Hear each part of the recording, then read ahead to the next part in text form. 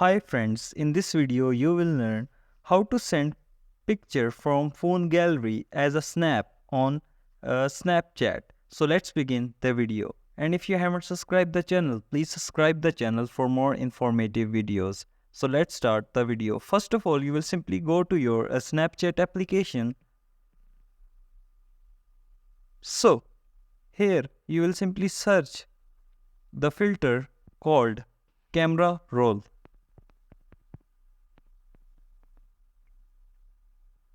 So you will simply tap on the camera roll filter.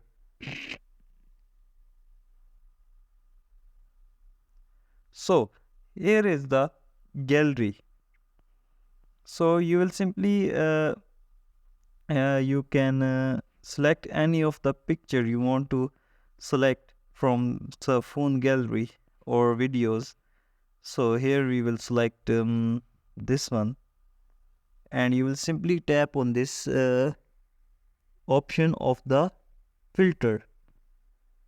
So your snap has been ready. So after then you will simply tap on send to, and you can send this picture as a snap any of your contact. So we will send it, and the snap has been sended from the gallery. So this is the simple process of sending a picture from your gallery as a snap.